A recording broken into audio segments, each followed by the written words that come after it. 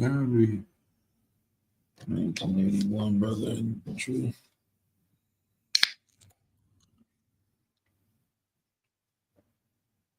All right.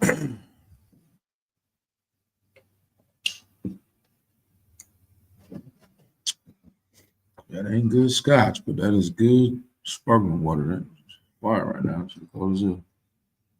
All right, let's go ahead and clap it up.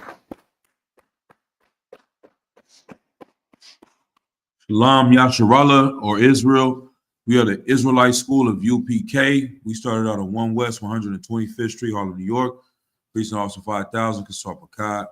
We'll go ahead and get straight into it with the class. Any questions in the room, any questions online, feel free. Go ahead, type them in the chat if you got questions online. Give everybody a second. All right.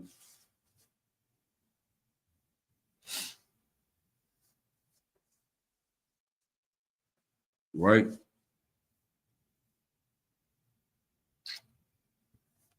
Let's do it.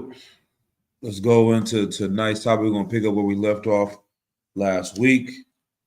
We were at the end of First Maccabees chapter 2. I believe we talked about Mattathias and his last words with his sons. Let's pick up at verse 65. 1 and 65. Or no, 2 and 65. Salaki.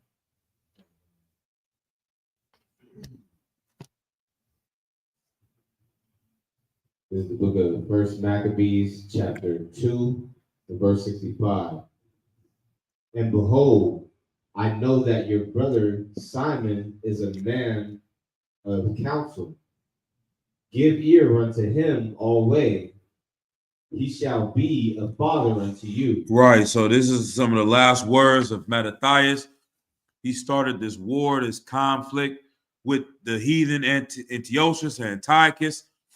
And he's letting his sons know how he wants things to be handled once he's gone. He said, this brother right here, Simon, is a wise man, a man of counsel. Listen to him. Listen to what he has to say. Take his advice. He shall be a father unto you and someone to be there for guidance. Keep going.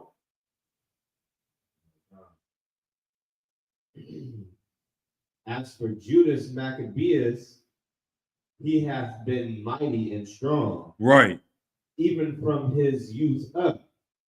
Let him be your captain and fight the battle of the people. And do what? And fight the battle of the people. Right.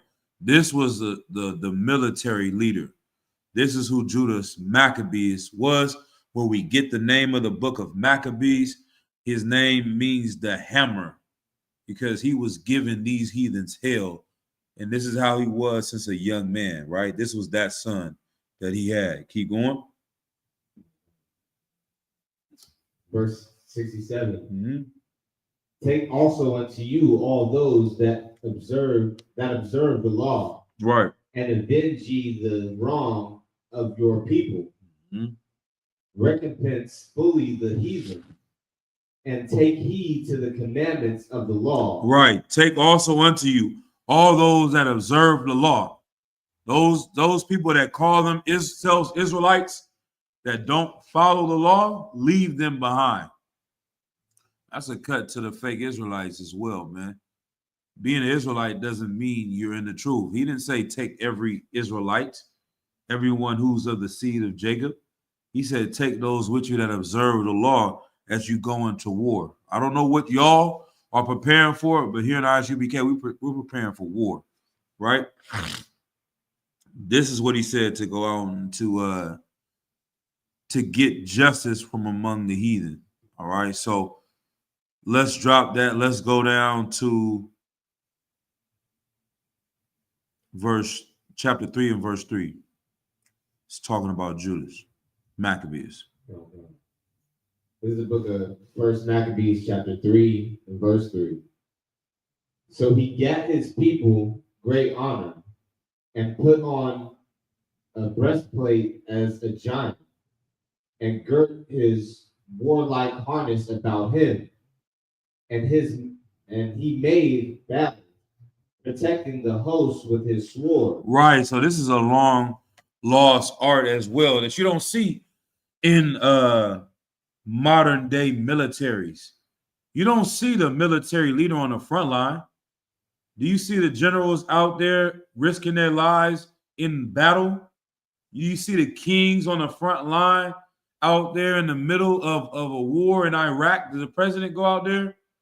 I think they had a big thing where I think they said George Bush tried to fly on to a battleship with a parachute or something like that during the war in Iraq and Afghanistan, trying to say that he was down there with the soldiers. These cats don't really risk their lives for nothing. You understand? Judas Maccabees did what with his sword? Protecting the host with his sword. Right. He protected the army with his sword. That means he was going out front. He was leading and doing damage with these heathens. Let's keep going. Verse 4. Mm-hmm. In his acts, he was like a lion. Right. And like a lion's whelp roaring for his prey. Right. Yeah. Come on. Like Karak said, man. This is Judas Maccabees. Give it some justice. Read verse 4 again. Oh, yep. In his acts, he was like a lion. He was like what? He was like a lion. Read. And like a lion's whelp roaring for his prey. Right. He was out there assaulting, you understand? Hunting down. You think about a lion hunting his prey, that's how he was. He is catching bodies, you know what I'm saying? With the sword, you know what I mean? He was really vicious with the hands, with the combat, but his power wasn't just from him. And that's what we got to remember as brothers in the truth. The power that Judas Maccabees had was from him being a righteous man and loving his people. Right? Keep going.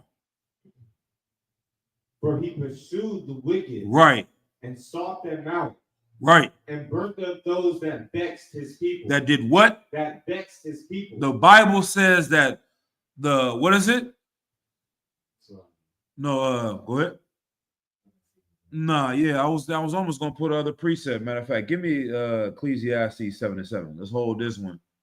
Let's get Ecclesiastes 7:7. It says that he went out and burnt up those that vexed his people. You understand? This cat was on a mission against these heathens. We read what they were doing to the children of Israel.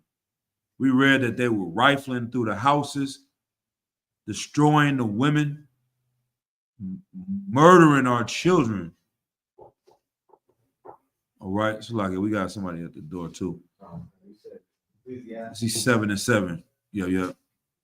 You can read it when you come back. Y'all Shem Shabbat.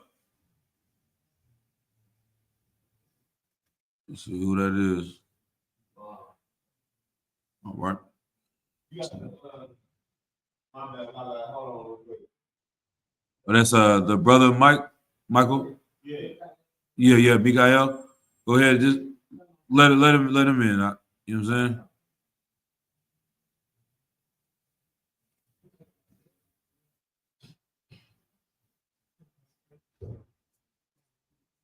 But yeah, for everybody online, Salaki, you understand? This is the zeal that he had. This is the zeal that shouldn't be killed from our people. You understand? They killed that in the Christian church. People don't have a zeal for their people for righteousness. They think in Christianity, serving the Lord is being a coward. Serving the Lord is being effeminate. Serving the Lord is letting people destroy you and your people. The men of the Lord in the Bible were soldiers, man. But they had a righteous spirit on them. Shalom, brother. All right.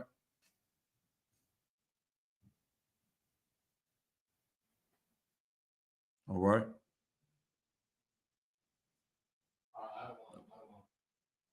Oh, Karak's there?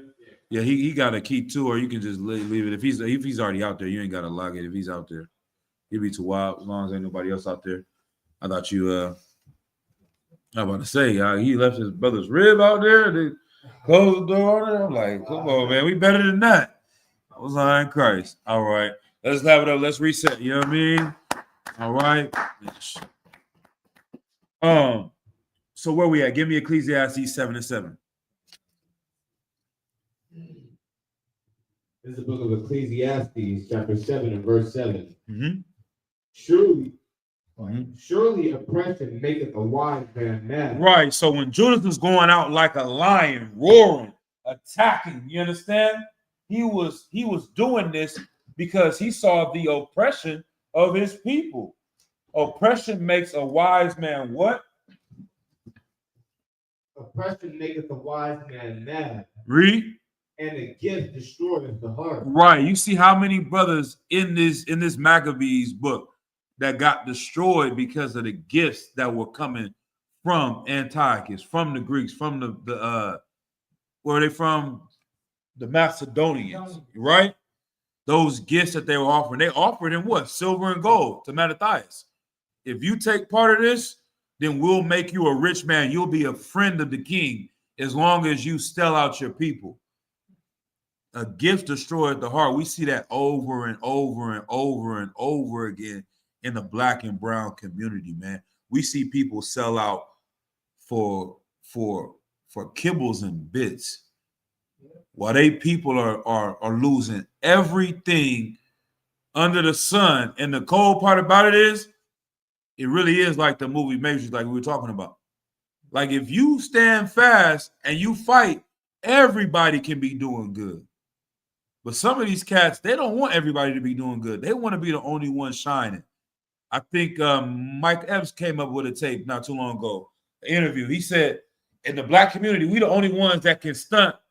We can only stunt on our own people. We're not allowed to go and flex and show our wealth against the oppressor. You can't go over there and show them that I got this yacht, I got this car, I got this house. When you get into them upper echelon, upper groups, our richest people are like peasants to them. You understand?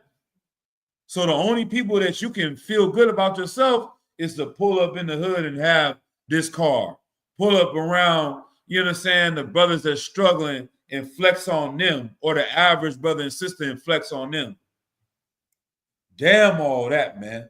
We should fight for the kingdom where we all are living well. You understand? Paul said, what he say? That I pray that all Israel shall be saved. We don't want to be the only one shining. We want everybody doing good. That's the spirit of Israelite. And that's what these brothers have, man. A gift destroyed the heart. They didn't silence so many people by offering them gifts, bribes, and things in order to sell out, in order to control our people. All right? Let's keep going. You want to take over the class, sir? Sure. All right. Come. He headed out. Yeah. He headed out. Yeah, he has his thing. He's gonna do you and drive up. Yep, yes. Good. I'm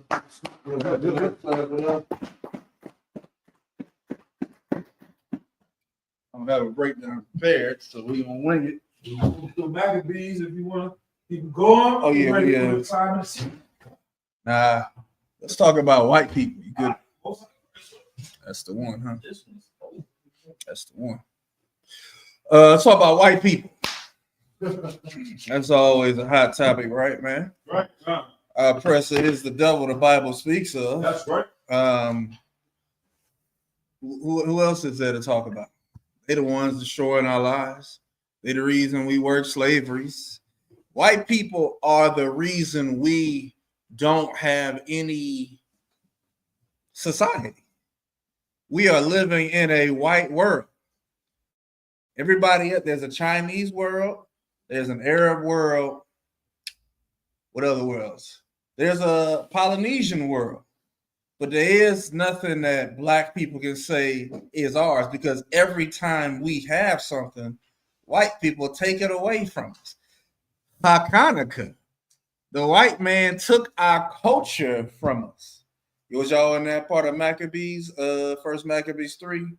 47 to 48. Yeah, Most High Christ, chapter 3,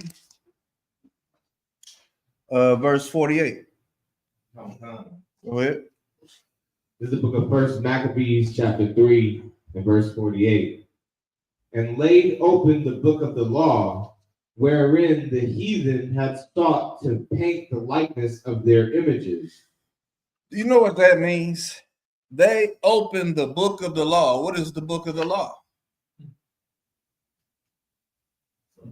Say, It's like I said, the Bible. the Bible. The Bible. White people opened. I wish I had this old Bible that I used to have.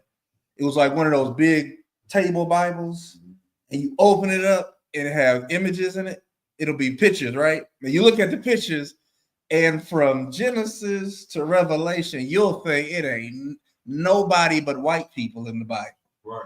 And it's like, okay, that's fine, but then why is everybody reading the Bible?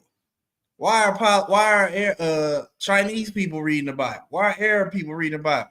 Why the hell is Latino and black people reading the Bible when Adam is white, Moses is white, Paul is white, Christ is white, God is white, everybody's white? Why are we even reading out of the Bible? Because they took the Bible out of the Bible. Get that for you. They took this out of the Bible. Get that.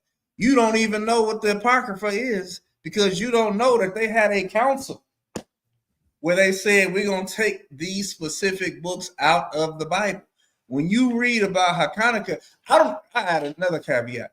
I don't know why. I think it was the high priest Yaquab in the beginning of one of Katazai's song. He's like, y'all dumbasses, y'all left the book. Right. If you had any intelligence, y'all would have got rid of the Bible. Right. That's why y'all gonna get messed up, because when you read this Bible, it's obviously talking about identity theft. The heathen laid open the Bible and in it put their images. So what self-esteem will you have to be you know how crazy it is to be a priest in 2025? You know the kind of decision you have made? You have made a decision based off faith.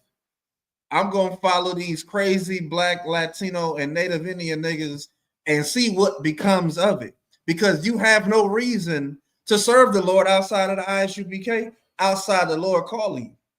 Because the world has turned its back on you to the point where when we speak our language, they say that's broken Hebrew. Why is everything wrong with what I'm doing, but nothing's ever wrong with what you're doing? Because the white man is the liar and deceiver that the Bible speaks of. Get me in Ezekiel, where he said they had a perpetual hatred. Bible show.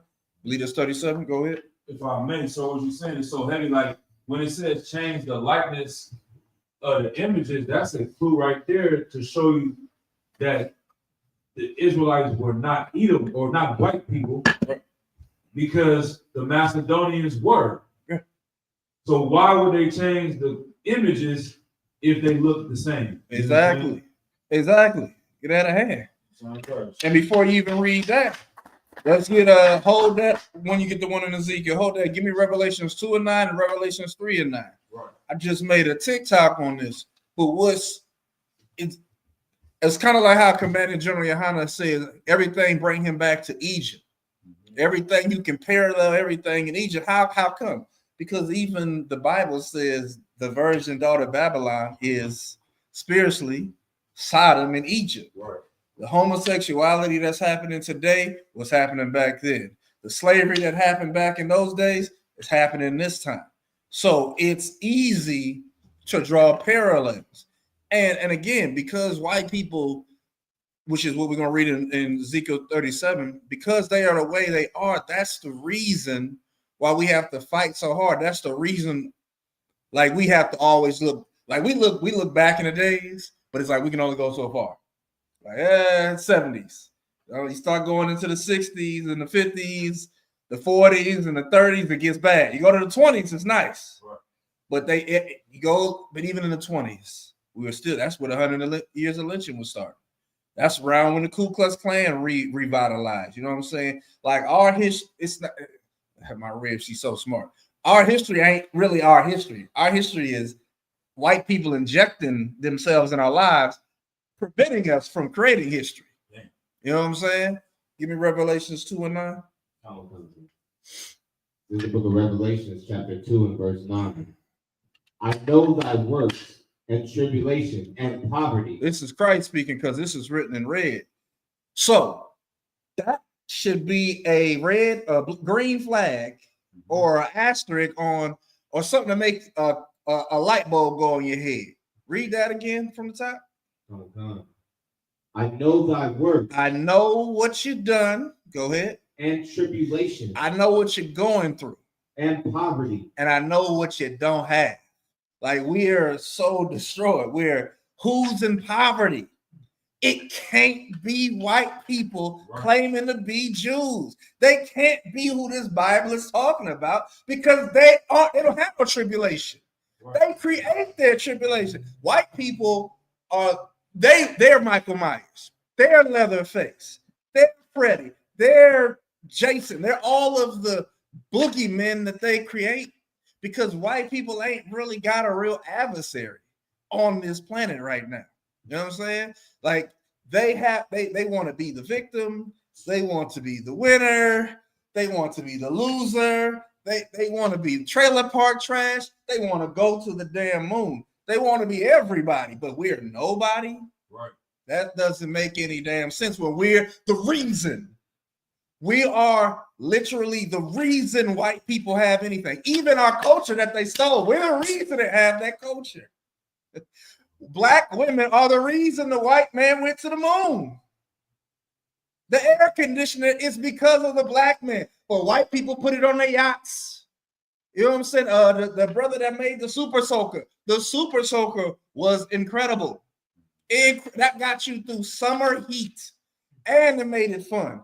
He just recently got awarded, I think it was $12 million. But damn, when did the Super Soaker come out? Because they steal your idea. They steal everything from us. And then the worst part is we've been so destroyed that we start to say, no, that started with them. Or it don't matter. We got all the catchphrases and slogans we got for ourselves. It's like, no. I was watching a podcast today. Jewish people are so adamant about what are you purchasing and what are you boycotting with what's happening in Palestine. And the same way Jewish people will get on you about, oh, who owns that company? I thought you were pro-Palestine. That's a Jewish-owned company. These are the same people that won't buy a Mercedes-Benz because of what the Germans did, because of the Holocaust. These are the same people that won't let you do anything that look like a swastika. If it looks like a swastika, oh, you anti-Semitic. It could just be 4 7s on a damn piece of paper, 4 L's. It don't just because you take offense to it, now the whole world has to be cut off from doing anything. Let the devil. Go ahead. But thou art rich. But thou art rich. So this definitely, again, can't be talking about white people because they don't have works, tribulation, or poverty because they already rich. They've been rich since the night that America has given the Jewish nation billions of dollars since the 40s. The thing is probably up there with the Christian church, if not past it. You know what I'm saying? But thou art rich in wisdom, rich in knowledge, rich in glory. Even though we're at the bottom, we have the most important things that give us that wealth. Keep going. And I know the blasphemy of them which say they are Jews. Alexis, what is blasphemy? Alexis, what is the definition of blasphemy? Is the volume down on this one? Wake up. Am I calling you by the wrong name? Alexis. Never mind. Alexa. Damn. Any questions how to help you with that? don't know who Alexis is. That's the black one that I got at home. I call her Alexa. Alexa, what is the definition of blasphemy? Blasphemy is usually defined as impious utterance or action concerning God or sacred things. For Stop. more, ask me to give you more definitions. Alexa, stop. That's crazy. She didn't want to respond. It's something that's against God. Okay, that's something that's blasphemous. So Christ said, I know the blasphemy, go ahead. Of them which say they are Jews. Which say they are Jews. And are not. Who on this planet is calling themselves Jews in mass production? I ain't ran into a black person down the street just shouting out Shema Yasha Yahweh Yahweh Ka. That don't happen. I don't walk down the street and be like, hey, Shalom, how about Shema Shabbat? Sisters don't be doing, oh, Shalom, how Shema about you. I don't see none of that. So we ain't the ones. I until I actually became, I didn't claim Jew. I was black. Wrong answer. African American. Still wrong. Negro. Nigga. Whichever one sticks. Just what am I? You an Israelite. He's an Israelite. You mean the white people? That's how you know this is who Christ is talking about. Because if you say Israel, Israeli, Israelite, Jew, people think you're talking about white people. Christ is the greatest prophet, as they say. Fuck Muhammad. Right. Christ, thousands of years into the future with this breakdown. John was on the Isle of Patmos. He had this vision, and Christ told him about some stuff that's going to happen in the future. Because remember, when John wrote this, everybody knew who the Jews were. Everybody knew who we were. Now, when John got it, he'd be like, what the hell are you talking about? I know them who call themselves, you talking about the Pharisees and Sadducees? Nah, nigga, this is for the future. Don't worry about it. I know them who say they are Jews. Go ahead. And are not. And are what? And are not. And are what? And are not. And are not. That's why we call our oppressor the devil the Bible speaks of. That's because right. He claiming to be what he is not, and it hurts us every day. Just think, all right, think about if the money that they're sending to Israel, they sent to us. Right. Because they said, oh, we made a grave mistake in the 40s. Turns out blacks, Latinos, and Native Americans are the Jews. So I guess that whole reparation thing ain't gonna be a problem. You're giving them, Alexa, how much money does America give Israel every year? Sorry, I don't know that. Oh, wow. She's, oh my gosh, she's pro-Israel. Oh, God. I didn't know that, man. Alexa, how much money has America given to Israel since 1940? Sorry, I don't have an answer for that. Damn, bro, I ain't even finished my damn question. Yeah, so that's how you know it's all messed up. This is disrespectful. We need to put her on damn ice. You can. What she said? What we give the military? Oh, man, okay. Alexa, how much money does America give to Israel's military? Sorry, I don't know that one. She's COINTEL, man. She working with the government. I'm asking basic questions. I can Google this stuff, right. But I thought this thing was supposed to be so damn smart. Exactly, protecting her interests. Jesus Christ, I didn't know that was gonna happen. But nonetheless, if they gave, I mean, look it up on your phone real quick, just to make my point. Maybe Google will answer if I talk to it. How much money has America given Israel?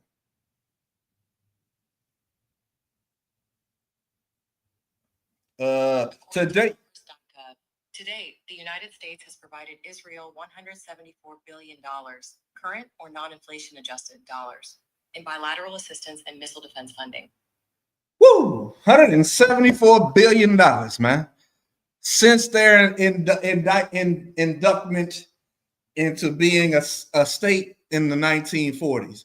Brother, $174 billion, we'd all be straight. We'd have our identity and we'd be at the top. And we'd be the best people at it. We've been trained to be nice. You give a nigga $1 million, he gonna be, white people ain't gotta worry about being homeless. Like, he can take 1,000. You gotta stay in on the corner, but look bad out here, man. I got like 47 billion more at the crib, so I'm straight. You know what I'm saying? Like, we could be straight. White people could do right by us, but why would you do right by what you consider cargo? Why would you do right by who you don't even consider a people? And then the Lord said, I shall make you jealous with the people that are not a people. I'm jealous. That's $174 billion, bro. I could have, you know, this school would be a building. It wouldn't be a room. We wouldn't have no neighbors. It would just be a gigantic compound. It'd be like, where's class at? Oh yeah, you just gotta go to the hills. Yeah, we got class. And niggas would come there. And we'd have trucks and cars and everything. Some niggas would parachute to class. And some fly out of a rocket to get to class. Go ahead. Like, I got the number, sir. Go ahead. You want to get the mic? You trying to anything? Yeah. The U.S. because that one said non-adjusted, which you looked up. Okay. The U.S. has provided Israel with over $300 billion in total economic and military assistance, adjusted for inflation since its founding in 1948. Ooh, double. I mean, you know, all this talk about what they can't do for Black people and Latin people and Native people, it's a big lie. It's a cover-up. You know what I'm saying? They don't want Commanding General Yohana to get out there. That's why our prayer to open up the internet and the airways is so important, and it's happening. It is going to be undeniable, because when it's all said and done, who gives a damn if they help us? Christ don't want them to help us. Right. Who we gonna fight for if white people give us a hand? We're gonna fight against Christ, and He's gonna have to put us to death. So they're gonna be our enemies. That's how it's supposed to be. That's the end of that verse. I would do 3 and 9, but it say the same thing. All right. Except it says that they're gonna come and bow at our feet to know that the Lord loves us. That's the turnaround moment. The turnaround is you have to understand that when Christ returns, when all said and done, the world is going to do like what we get at camp boot kisses. That's you're gonna have to kick white people off. Like, hey, if you kiss my foot one more time, I'm gonna whip your ass. And they were like, I'm sorry, my Lord. I'm sorry, my Lord. I'm just so gracious that you kept me alive. I saw what happened to my family over there that was rebellious against you. And I'm glad you did what they did, because they some rebellious honky crackers. You know what I'm saying? I'm so grateful that I'm still alive. You mean everything. I'll go pick some cotton. I pick some extra cotton. Actually, I keep this light on my forehead. At night, I'm in the fields picking cotton when everybody else sleeps. I just want to show you that I appreciate you giving me life. That's the future that's coming for us. So, you know, we can. I take 20 million now. You know what I'm saying? I ain't gonna not take the money, but when it's all said and done, like the Bible says, never trust your enemy. It should almost say never expect anything from your enemy. You know what I'm saying? Take me to the one I called for in Ezekiel. Baba Kusha. The book of Ezekiel, chapter 35 and verse 5. Yeah. Because thou hast had a perpetual hatred. Take me to verse 1, actually. Come. Baba Kusha. The brother's name is not Baba Kusha. Baba Kusha means please in Hebrew, in case y'all didn't know. The book of Ezekiel, chapter 35 and verse 1. Moreover, the word of the Lord came unto me, saying, Son of man. Talking about Ezekiel, son of man. What they call Jesus Christ, son of man, is just a slang term in Black culture. Son of man is just like saying, what's up, son? And that's my man right there. He's the main character, basically. Go ahead. Set thy face against Mount Seir. Set thy face against Mount Seir. My brother Kasar Bakal looked this up. Seer in Hebrew translates to devil. White people lived in Mount Seir in antiquity.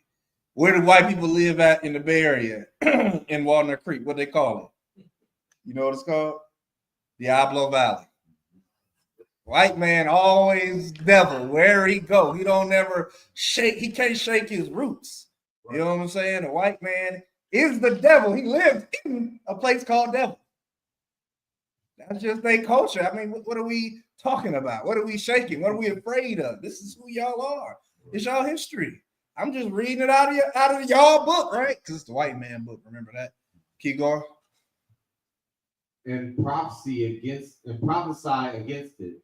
We're gonna prophesy against the mountain of Esau or Mount Seir. We're the government, the authority of Esau. Go ahead. And say unto it, thus saith the Lord God, behold, O Mount Seir, I am against thee. The Lord is against the white man's governments throughout the planet. Go ahead. And I will stretch out mine hand against thee, and I will make thee most desolate. Go ahead. I will lay thy cities waste, and thou shalt be desolate. That's right. And thou shalt know I am the Lord. And saying the Lord is going to do it so that the white man know, oh damn, that's God. That was God's hand. You know what I'm saying? That's why it's hard to remember. We were in Egypt, if I'm not mistaken, 400 years in that original captivity. Imagine what year one was like. Year one of Egypt was probably of when they turned their backs on us. Okay, because of course there was a time when the Egyptians loved us. We saved their whole West Nile area.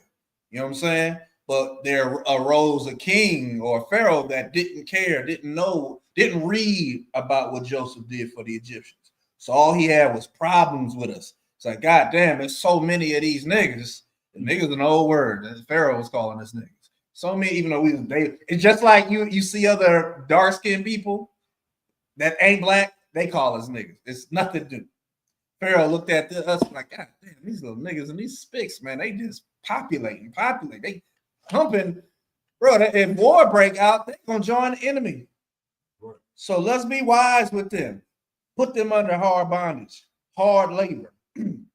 All right. I hate when I lose my train of thought because I'll be having a good ass point. All right. I can't remember what I was about to say, but nonetheless, it was bad back then. Oh, that's what I was trying to say, right? So by the time you get to year 399, the landscape is different. Generations have lived and died. Technology has changed. When we came here in the 1600s, or even if you want to go to the 1490s with the natives, look at what that looked like compared to where we are today. That's a massive change in technology, in society. You went from ships being the technological way to transport across the planet to now we have planes, to now we have jets. So the beginning of captivity looks totally different than the end of captivity. And where we are, we're in a time where they're trying to build robots. The white man is such a damn freak. He should be trying to fight Christ who's coming back. He's making robots to blow his ride. He's making robots so he can pump his seed into it and it self-cleans itself. Like y'all focus is all the way messed up. You know what I'm saying? But still, you're at a time when there was a time when they had to crack a whip to get black people to work. Now you just hand them a paycheck. Now you tell him you get this much per hour and he'll just work.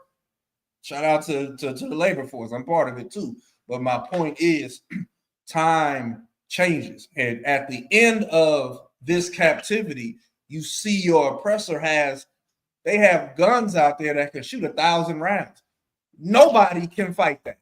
No walking, talking human can run up on a gun like that.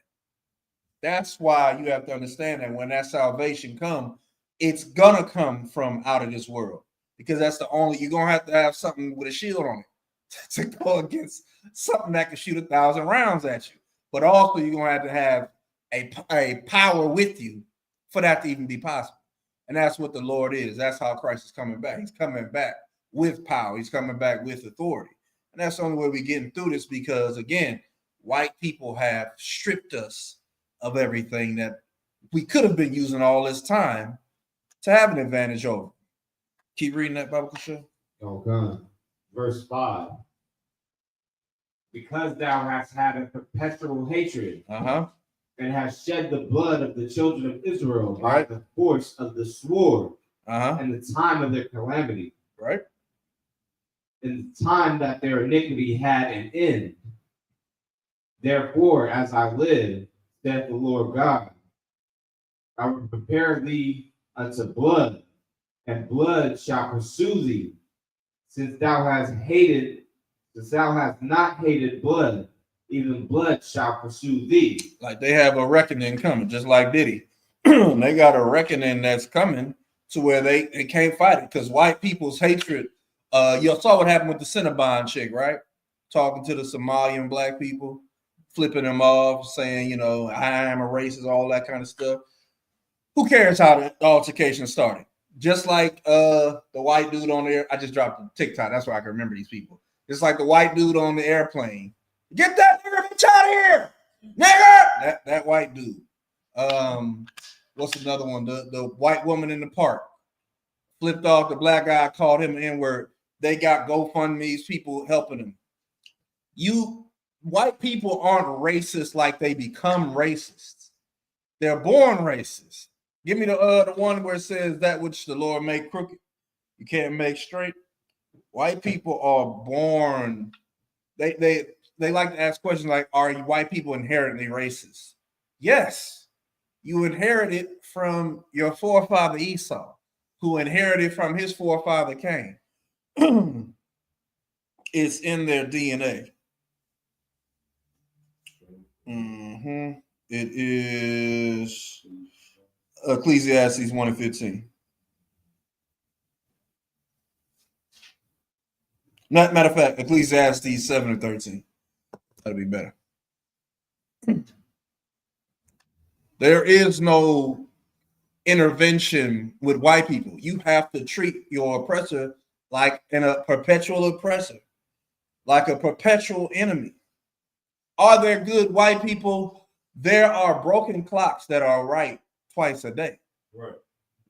Acts can be good, doesn't make you good. Just because I open the door open and let a white person in for me don't make me a slave. Also doesn't mean that I like white people. I'm just courteous. Nothing wrong with being courteous, and anybody in the public domain should be courteous. You know what I'm saying? But that don't mean that white person's a good white person. They say the same things around the dinner table. They got the same stereotypes. They believe the same thing. When the chips fall down, what is their go-to word? Nigger. That's just what they're taught. And if I may, sir, and that's what blacks and Hispanics forget all the time, is that when they hold the door open for you, they're just being courteous. That doesn't mean they love black people, they love Hispanics, they care about us. They're just being cordial. Absolutely. They hate our people and do nothing but fight to destroy us or benefit from it. Absolutely. Absolutely. It's for white people, it's Hellenization. But Hellenization, historically, white people hate Hellenization because to them, it's like training their dog to walk and talk and drive a car. And then they get mad when the dog can walk and talk and drive a car. Just because but it's still like, that ain't yours. You ain't supposed to be doing that. It's like, I'm not a dog, first of all. I naturally know how to walk and talk and drive a car. You know what I'm saying? But the things that, like when they hire Latino people to work for them, they know they're hiring them without their green card. They know they're skipping several steps that would allow them to have a workforce of 500 men. You know what I'm saying? To build a house. You know how quick you could build a house with 500 Latino brothers that know what they're doing? Good night. Exactly. Oh, that's like having AI. You just like, hey, Manuel, Jose, Juan, and the random one that got a nigga name. Y'all work for the rest of the night, man. I see y'all in the morning. No problem, no sweat. They sleep, they work. Some of them sleep, some of them work. They put the lights on. You ever seen the videos where they just be throwing shit up and then boop, boop, boop, boop, boop, and they'll lean some shit and they'll push it and then they all fall in place. That's talent. That's God-given talent. And you'll do that, and the white man will be like, "Oh my God, I hate y'all." Like, you just saved him time and money and gave him the perfect product, and he's like, "I'm gonna call ICE if y'all don't get out of here." So what you putting your hand out for? Thought she was about to shake my hand. I'm gonna call ICE because y'all undocumented. I'm a Trump supporter. You didn't know that? Oh yeah, I voted for Trump, and I hope he builds a wall. And y'all better run because I'm gonna call now. They be like, "God damn, you got all this work up out of me." They're like Diddy, same way Diddy is. Diddy learned it from the white man. Make niggas work, don't pay them. You know what I'm saying? That's your oppressor. He's a liar and a deceiver, and it's just built in them. That's why, matter of fact, give me the Ecclesiastes. Losing my train of thought. The book of Ecclesiastes, chapter 7, and verse 13. Consider the work of God. Consider what the Lord has made on this planet. Look at the sky. Look at the moon. Look at the sun. Don't stare at it too long. Look at the ocean. Look at the flowers. Look at the little birdies that go twerk, tweet, tweet. Look at the people. Look at the cities. Oh, look at the valleys. Look at Black people. Look at Latino people. Look at Native Americans. Oh my God. Now look at white people. God damn. Go ahead. For who can make that straight which he hath made crooked? You can't make something straight that the Lord made crooked. White people are crooks. They are crooked. You don't benefit from changing 5 white people. You want to know why? Because that's like punching the water. What happens after your hand leaves the water? After it settles, what happens? Current just goes right back to normal. Splatter. Ooh, I made a difference. No, you didn't.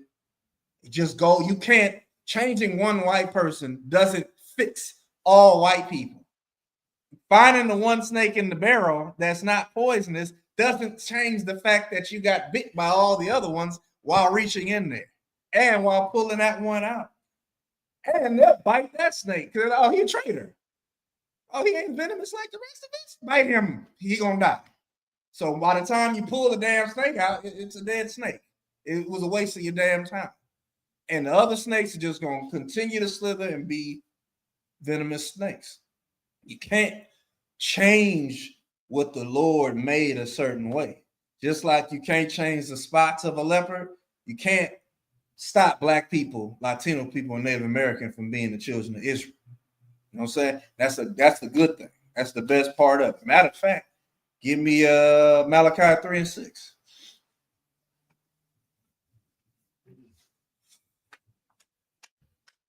How long y'all was planning to go? 9:30? No sweat.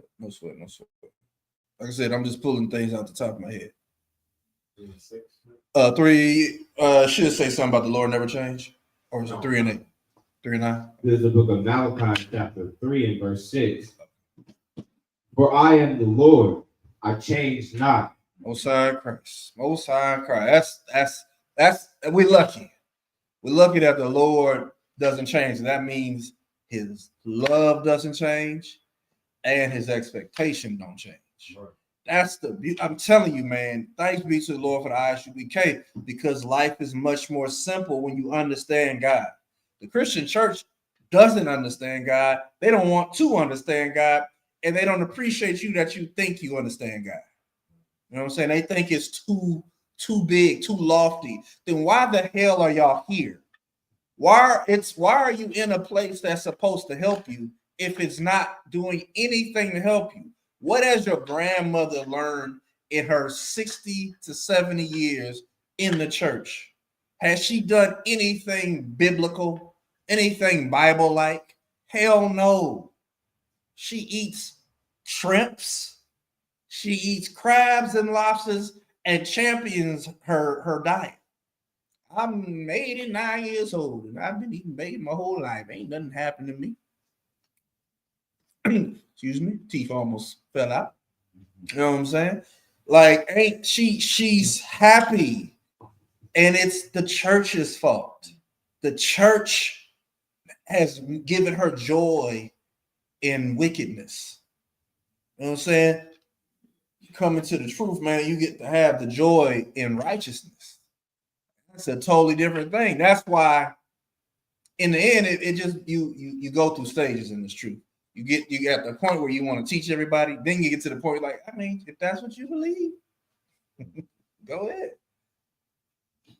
Good to go. Keep reading it. Oh, done. Verse 7. Even from the days of your fathers, ye are gone away from mine ordinances. That's good. That's the problem. Problem is we've gone away from the Lord. The Lord hasn't gone away from us. He hasn't changed. Give me Malachi. Wait, which one? Yeah. Malachi 1:1.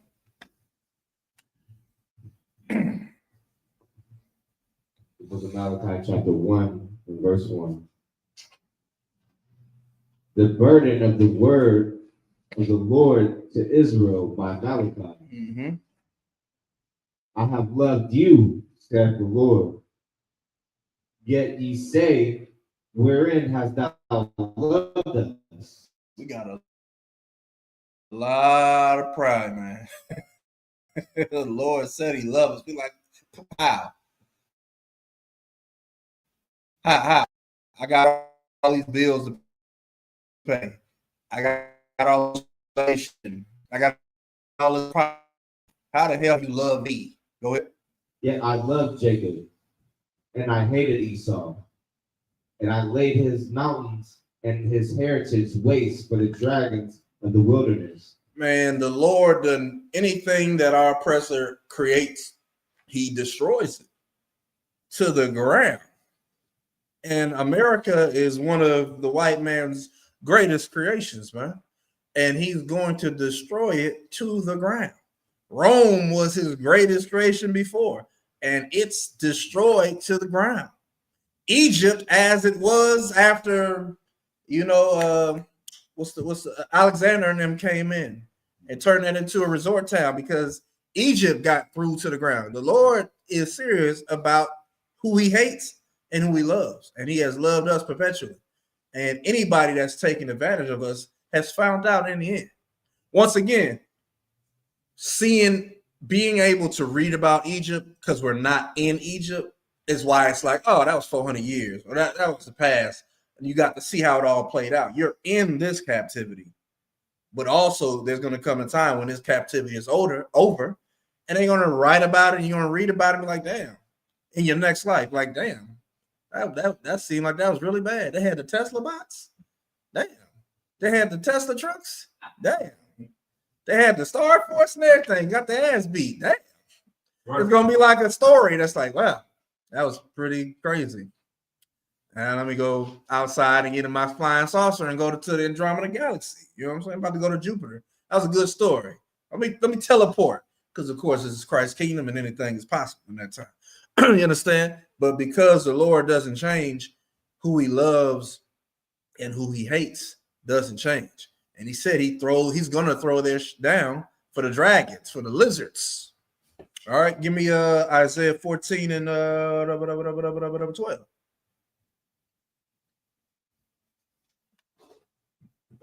Yeah, of course. So a couple precepts on what you were just saying, like how we can. You saying they have all this technology, we need to feed them. Mm-hmm. Going back to First Maccabees, chapter 3 and verse 17. Absolutely.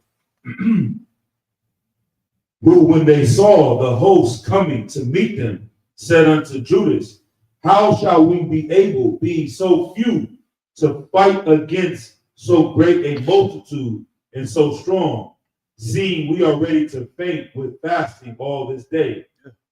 Unto whom Judas answered, it is no hard matter for many to be shut up in the hands of a few, And with the Most High of heaven, it is all one to deliver with a great multitude or a small company. Verse 19, for the victory of battle standeth not in the multitude of an host. Isaiah 14 and 16, I mean. Keep going. But strength cometh from heaven. I'm right. Yeah. Most High Christ. Most High Christ. And you have to, hey, Shalom, man. Yeah, about Shem Shabbat. What you have to, it's like it says, Shalom, Yahweh Shemar about Shem Shabbat. What you have to also understand, shit. I try to thought sometimes. Is because of the time, that's the time of shields and sword. Like what makes that time so much better? Can you give me the scripture that talks about we should when we're with the Lord, one will cause 1,000 to flee. Can't remember what verse. I know it's in like in those times, it was, they talk about toxic masculinity, but that's what war used to be. It used to be a show of toxic masculinity in the best way possible. Why is that? Because your capability was surrounded by your ability to be an archer, your ability to be a swordsman, your ability to work the buckler, and the shield. Like, you had to have actual skill to be a warrior back then. Now you can drop a bomb on somebody. Now you can shoot a missile at somebody. Now you can, shoot a bullet. You don't have to, there's no hand-to-hand combat. There is no sword play anymore. So brothers like Judas Maccabees definitely got to shine. And this time, we're going to shine after we get caught up into the flying saucers and set back down. That's when we'll have the spiritual power to move at superhuman speed, take damage without, dying. But back then, you could be a capable soldier. Somebody's sword play is trash. You getting through them. You cutting through 40, 50, 60, 70, 80 people. You know what I'm saying? Take a sensu bean and then you right back at it. Go ahead. Joshua 23, verse. Go ahead, read.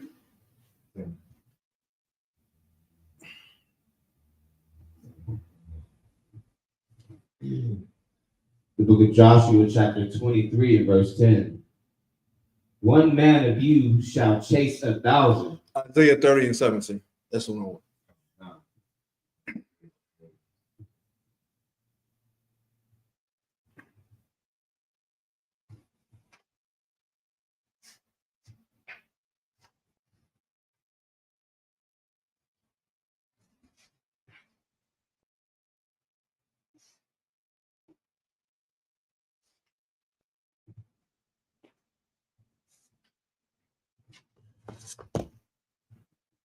The book of Isaiah, chapter 30, verse 17. 1,000 shall flee at the rebuke of one. Mm-hmm.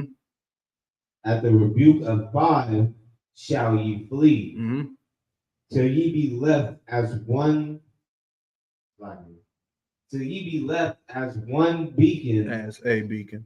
As a beacon upon the top of a mountain, and as an ensign on a hill.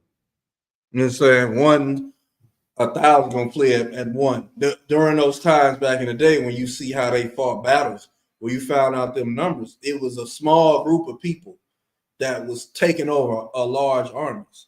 You know what I'm saying? Like that, again, that's in those times of swordplay. Now, it's just one big gun. They got laser guns now. They got super hypersonic weapons now. You know what I'm saying? That could do the same thing. It's just, that's in wickedness because that's what our oppressor has. What we're going to see when Christ returns is in righteousness. But ultimately, all of that, what Judas Maccabees had, is within us. The kingdom of heaven is within us. We have that capability. It's just that this whole how would I say it? the future that I'm speaking of requires a collective. It's not just like the ISUPK is the government of Israel. You understand? That's why we go through the ranks, because we want to have power. We are going to have power over continents, over land. Somebody's going to be in charge of putting the fire out of America. Somebody's going to be in charge of burying all the bodies that are left in America. Somebody's going to be in charge of turning this into a lush land, if that's what Christ and the Lord want to have happen. Like there's authority that's to be had. But to get what we could have right now, it requires a collective. And that's what a lot of people don't understand when they read the Bible. When you read the scriptures, you got something to say, sir? Yeah, go ahead, sir. That's what. When you read the scriptures and you find out about our battles, there weren't a bunch of multiple Israelite groups. There wasn't Israelites that was in the church of Egypt. It wasn't Israelites in the church of Africa. It wasn't Israelites in the church of Jewish people. It was Israel as a whole. When we won our battles, because we won it as a unit. When we lost battles, it was because one man had messed up. So you have to understand, when it comes to the Lord, and forgive me, y'all, for this laptop. It is preventing y'all from seeing my gorgeous appearance. I apologize. It's online. But we work as a whole. You know what I'm saying? So we don't, a lot of this feels like, oh, that's just far-fetched. It's not. It's just we have to get in sync with each other. And until we get out of our heads, or in our case, until all the chips fall, that's the only time we find, until the rich and the arrogant are in food lines ran by the Israelite School of Universal Practical Knowledge. Sure. That's going to be the only time when they're like, oh, the Bible thing and keep the law. Okay. Like, yeah, okay. Could have did this like 40, 50 years ago, but, I guess now is the next best time to plant a tree. Go ahead, sir. Couple times. Something that I was looking into when it comes to fighting battles and going into war, military strategy, they have something called the X factor, right? So you may have this group of people on paper, they should win this war. Right. And this group of people over here should lose the war. Right. But this group has something called the X factor, and it says, in essence, the X factor is what makes history unpredictable, allowing smaller forces to triumph over larger ones to fail, defying purely quantitative military analysis. It says in this other article right here, it says the reason why it happens is the belief in the cause is one of the strongest and most universal X factors in military history. It's an invisible force that lets the smaller army outperform the larger one.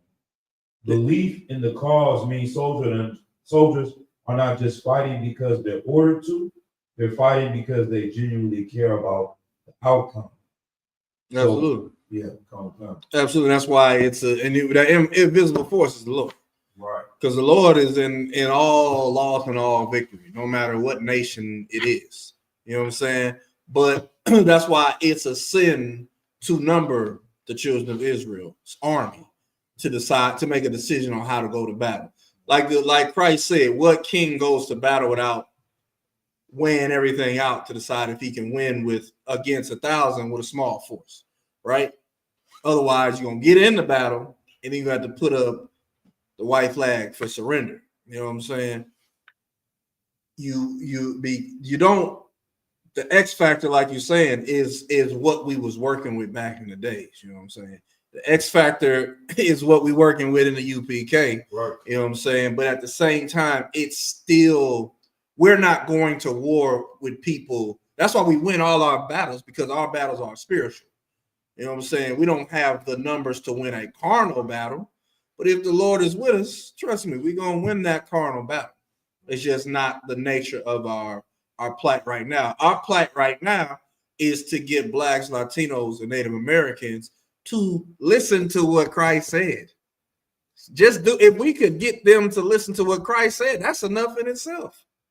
Give me Matthew chapter 5, verse 48. And then we're gonna come back to the white man.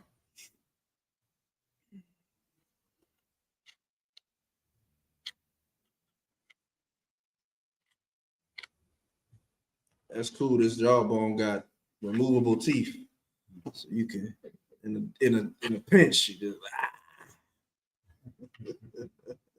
The book of Matthew, chapter 5, verse 48. Be ye therefore perfect, even as your Father which is in heaven is perfect. That's right. Simple as that. Be ye therefore perfect. What makes you perfect? Let's get that scripture also. Believe it's in the Psalms, if I'm not mistaken. Psalm 19:7. It's simple. Christ just said, be therefore perfect as your Father in heaven is perfect. What do Christians think? Nobody's perfect. You can't be perfect. Why is it in the Bible then? Why would it be there if it can't be done? Because you don't understand what you're supposed to be perfect in. That's the problem.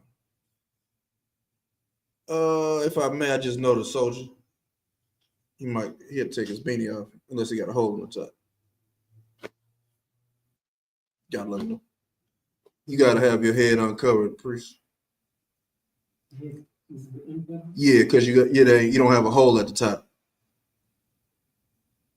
Yeah, you just gotta take that off. You reading the Bible, right? All right. All right, let you don't know the break. Yeah, you gotta take your beanie off though. Yeah. You want to read? You want the breakdown? Get on 1 Corinthians. No sweat. You don't mind taking your beanie off though? I do. All right. You got to order though, just so you know. No, if I do, so If you don't mind. I have no problem. But you have a scripture for me first. Yeah. Can you take your beanie off though? Now that I've noticed. Here's what I can do. Give me the scripture and I'll read. All right. I give you Christian. You can do it. All right. So give me 1 Corinthians. What's that? Sorry, 11. Okay. Give me 1 Corinthians chapter 11, verse 4. Then the brother can dip.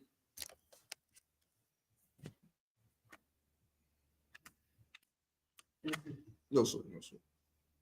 The book of 1 Corinthians, chapter 11, verse 4. Every man praying or prophesying, having his head covered, dishonoreth his head. All right, so let's go to verse 3. Verse 3. But I will have you know that the head of every man is Christ. What does it say? The head of every man is Christ. So if you prophesied and praying with your head covered, you're dishonoring who? Christ. All right. So next time you want to come, like I said, if you got something, just put a hole in the top, or just be prepared to not have a beanie on. Make sure the brother get out safely because it's dark back there.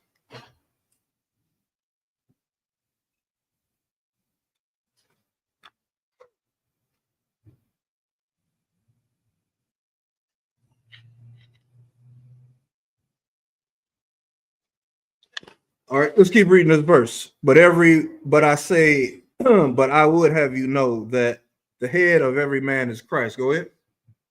And the head of the woman is the man. Uh-huh. And the head of Christ is God. And the head of Christ is God. So that's the order that we have to fall in line with. Doesn't matter how we feel about it. It just is what it is.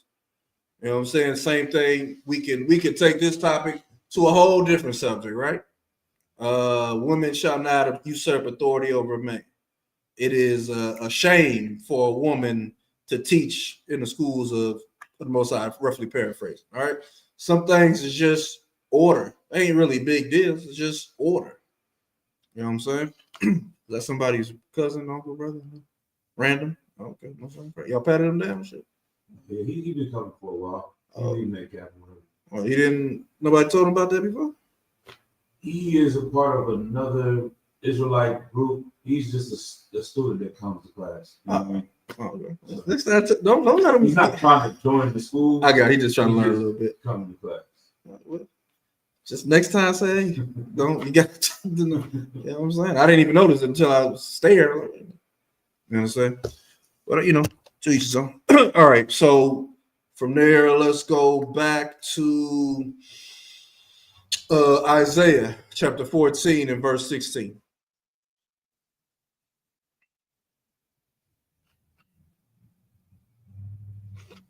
You understand?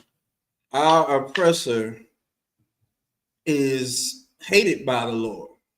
You understand? And the future for him is going to be a future where it's like, I can't believe these people are the people that destroyed us. Go ahead. Oh God. Isaiah chapter 14 and verse 16. They that see thee shall narrowly look upon thee and consider thee, saying, is this the man that made the earth to tremble, that did shake kingdoms,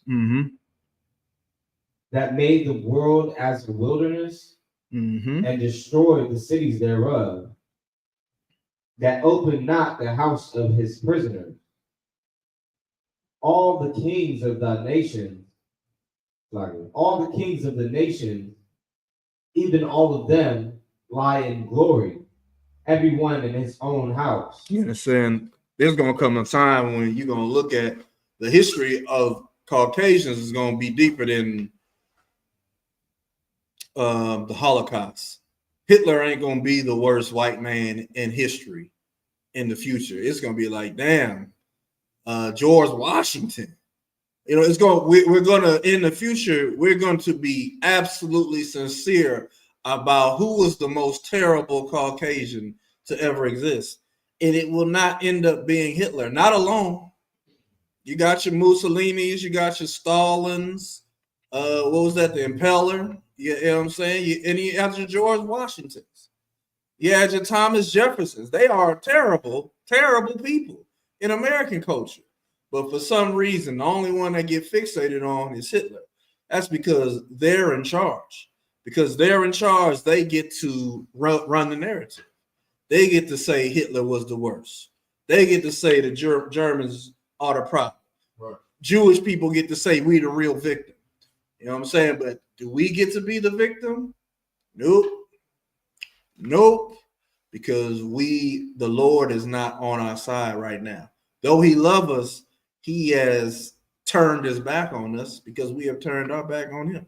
And the future is glorious. The future is the enslavement of our oppressor and then his ultimate destruction. Give me let me see. I just got maybe three more verses. Get me snap. Believe it's in the song. No, it's in Isaiah. Excuse me, Job. This talks about him being like a dream. 1 second, I'm gonna get it. Job, chapter 20.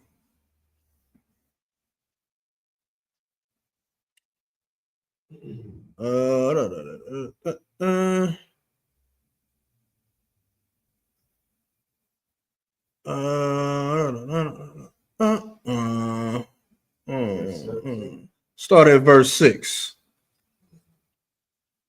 This is talking about how it's going to be when we try to recall memories of white people in the future. Go ahead. The book of Job, chapter 20 and verse 6.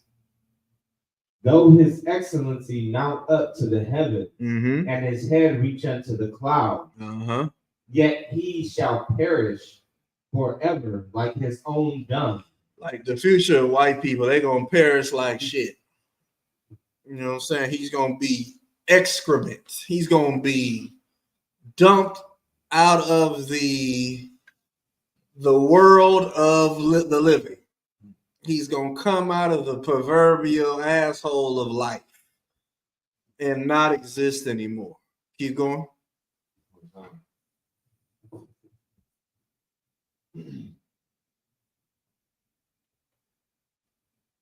Verse 7 in the middle. They which have seen him shall say, where is he? Where will you be like, where is he? This is the man that caused the world, the cave dude that's in the museum over there. Yeah, where is he? Keep going. He shall fly away as a dream, and shall not be found. Yea, he shall be chased away as a vision of the night. Go ahead. The eye also which saw him shall the eye also which saw him shall see him no more. Neither shall his place any more behold him. You understand? He's gonna be nowhere to be found. He's gonna be like, man, I saw, oh man, white people did exist, man. It's like I remember them from a dream. That's their future. You know what I'm saying?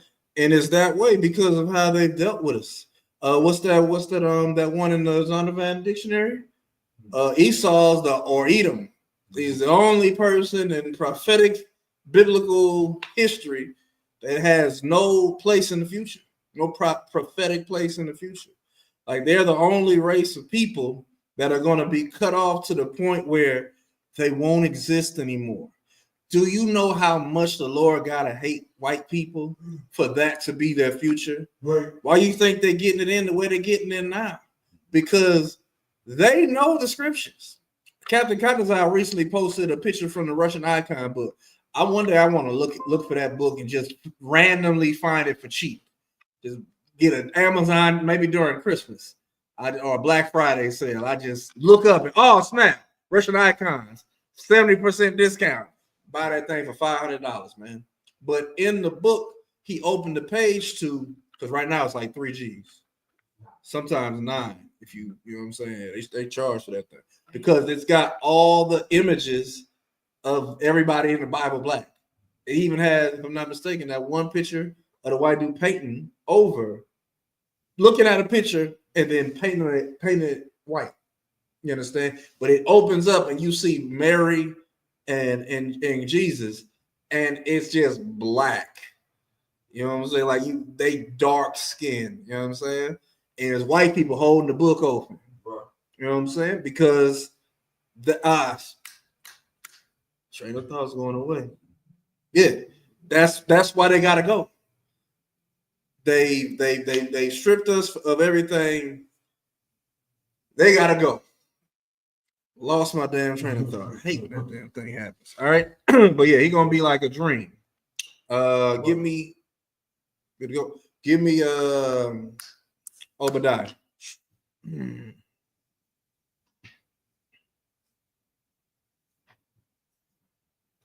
Obadiah chapter 1. Let's start with verse 5. The book of Obadiah, chapter 1, verse 5. If thieves came to thee, if robbers came by night, how art thou cut off? Would they not have stolen till they had enough? You understand? Like white people are they such crash outs, as the young people say. They so 6'7", as the young people say. You know what I'm saying? Like they don't get enough. Even like the Lord is comparing the white people to be lower than a thief. If a thief steal, wouldn't he just get what he came for? You know what I'm saying? Keep going. If the grape gatherers came to thee, would they not leave some grapes? Even people that gather grapes, wouldn't they leave something? Like they don't just like grab the grape bushel. You know how you grab grapes off. You ever grab? Of course, you grab grapes out the bag, right? And maybe you grab a bunch, and then they don't all land in your hand. Some fall back into the bag. The white man go in the bag and you get the ones that fail. He just can't get enough. He just like, I gotta steal everything because he's a virus. And that's how when you get cancer, when you get AIDS and all these terrible things, syphilis, it don't just stay in one place. It affects everything. It destroys everything. Before you know it, you're dead. That's how the Caucasian man is. Keep going. Verse 6. How are the things of Esau searched out? How are his hidden things sought up? That exclamation point is like it's saying, how are the things of Esau sought out? How are the things of Esau searched out? It's like, God damn, man. Look at this. He go open the door. He has everything. He's everything is stolen. It's in his house. Look at it. It's that's yours. Mine. Oh, that belongs to all of us. He just got it. Look at all the damn deers on the wall. Damn. Did he leave any deers in the damn wilderness? Look at all the buffalo skulls. For what? You didn't even sell the meat. Like that's the white man. He just has to have it all, even in spite of you. If he don't want it, it's just so you can't have it. You know what I'm saying? Keep going. Verse 7. All the men of thy confederacy have brought up thee even to the border. Mm-hmm. The men that were at peace with thee have decided thee and have prevailed Deceived against thee. Have slaughtered. Deceived thee, slaughtered. So these are old terms, right? Bringing somebody to the border is like, yeah, now don't get your ass out here, don't ever come back. You know what I'm saying? It says, the men that were at peace with thee have deceived thee. Like people are going to ultimately turn their back on the white man. It's just inevitable. You know what I'm saying? There's no way around it because they're just such terrible beings. Keep going. And prevailed against thee. Mm-hmm. They that eat thy bread have laid a wound under thee. There is none understanding in him. All right. Yeah, the wound did, they get it's an inside job, basically. Keep going. Shall I not slaughter? Shall I not in that day, saith the Lord, even destroy the wise men out of Edom, and understanding out of the mount of Esau. You understand? Like the government, the people, is all gonna turn into a bunch of Donald Trumps, a bunch of dummies. All over wherever. Australia's prime minister gonna be a dummy. UK dummy. Everybody white about to be a dummy. You understand? Which is just base. They're gonna be. They're gonna be more instinctive, less 4D chess, more checkers. You know, it is take. Don't give nothing back. It is going to become more like that, so that the Lord can destroy them. And again, if they don't have any understanding, that takes away their ability to make sound judgments, or even in their own regard. Keep reading. And thy mighty Verse 9. Verse 9. Call it up. Yeah, this one. And thy mighty men, O Teman, shall be dismayed, to the end that every one of the mount of Esau may be cut off by slaughter. That's the end of white people. They're not going to have any understanding, and their wise men are going to be dismayed, so that they're going to get struck in a way that's based on their arrogance. It's like, hey, we got all our men to the front. Shouldn't we be watching our backs? No. You see the laser guns we got and the ray gun. What else we got? We got hella shit to fight with.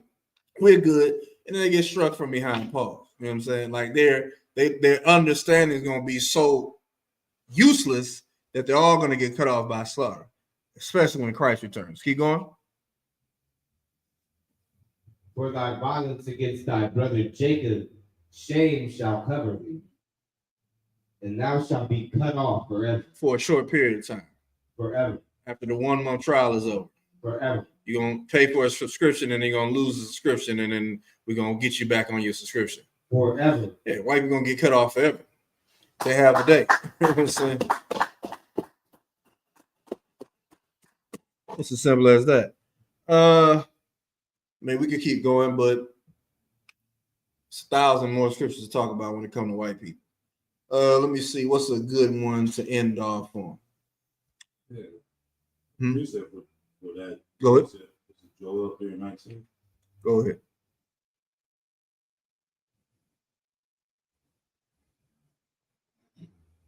Look, I'm not ready.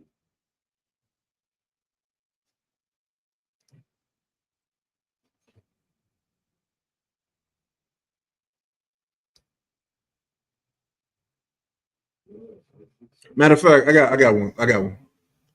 Give me Lamentations chapter 4. This is a good end one right here. Lamentations chapter 4.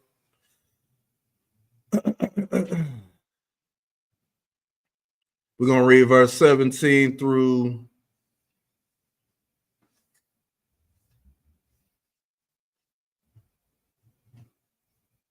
21. 17 through 21. Come on. This is the book of Lamentations, chapter 4, and verse 17. As for us, our eyes as yet failed for our vain help. In our watching, we have watched for a nation that could not save us. The white man can't save us because the white man can't save himself. Right. He cannot stop what his future is, which is to be cut off by slaughter. Right. So, what if you knew your end was slaughter? How would you live? If you knew that God hated you and loved black people, loved Latino, loved Native American people, how would you live your life? What's happening, Hebrew? Good, you good? No, not you. What's up?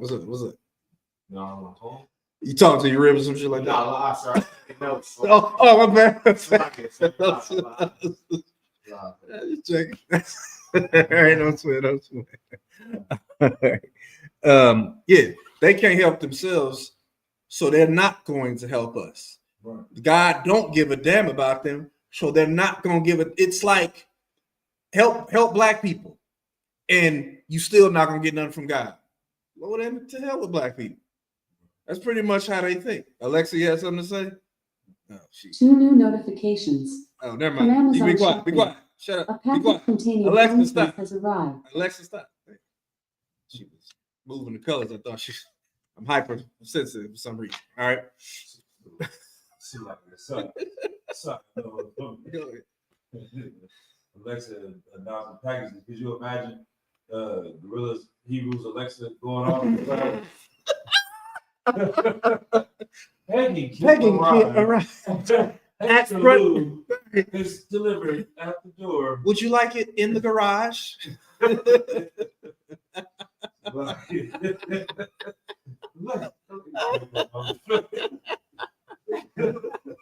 probably can't find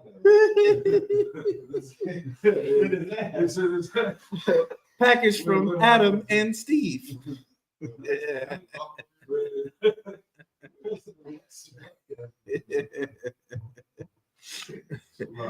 Read verse 18. Verse 18. They hunt our steps that we cannot go in our streets. That's why, again, because they can't save themselves, they're not going to try to save us. Therefore, they hunt our steps so that we can't even go on the streets. Go ahead.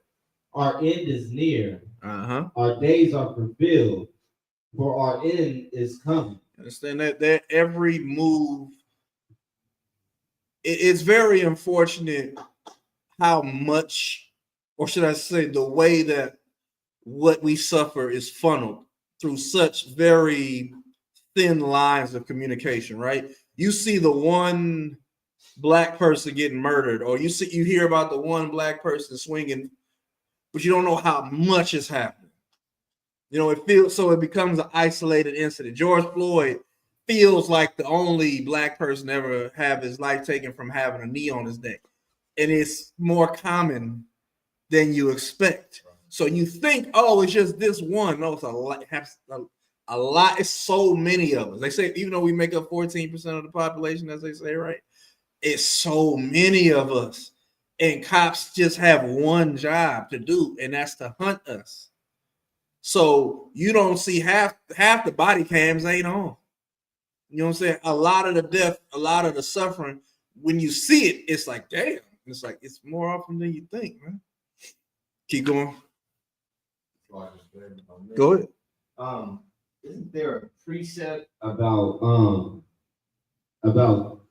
Esau like digging bunkers?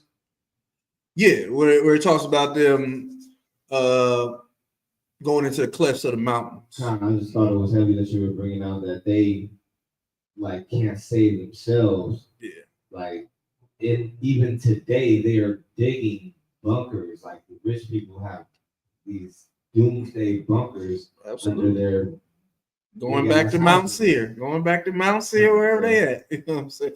They can't run from the Flintstone in them.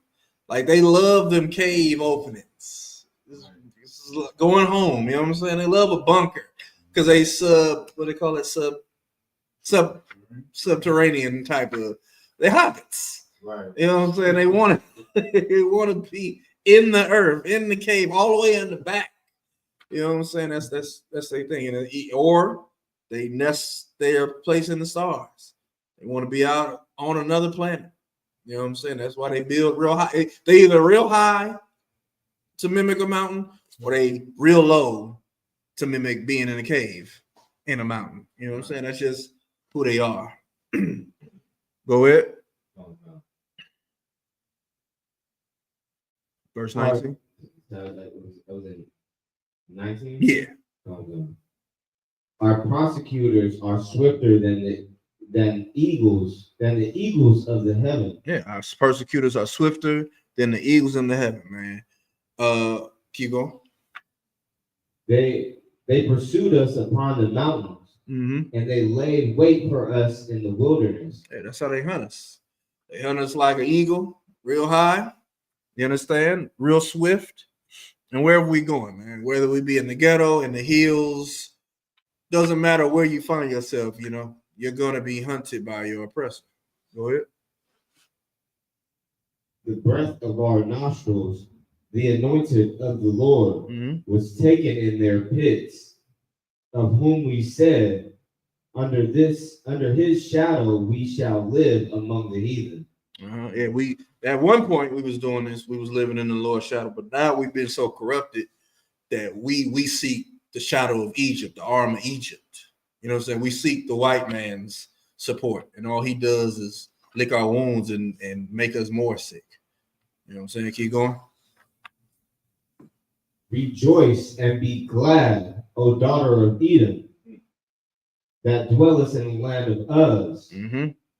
The cup also shall pass through unto thee. Meaning the suffering that we going through is just a cup, and it's going to be passed to you. Go ahead.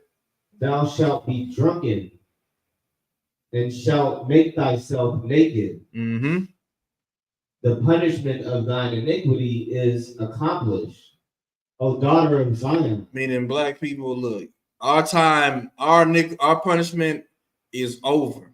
All right, that's what the UPK is here for. The UPK is here to give us a chance to go from punishment to perfection. All you have to do is keep this law, keep these commandments, be one body, present yourself to the Lord's 57th annual Passover. That's right. April 3rd. We're going to be in Houston, Texas. It's going to be glorious. $200 per adult, 17 and up. That's your Passover fee.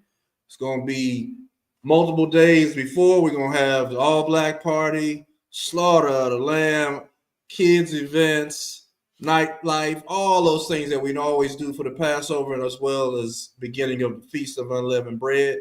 Before that, coming up this Sunday is the opening of the Feast of Dedication, or HaKanukah.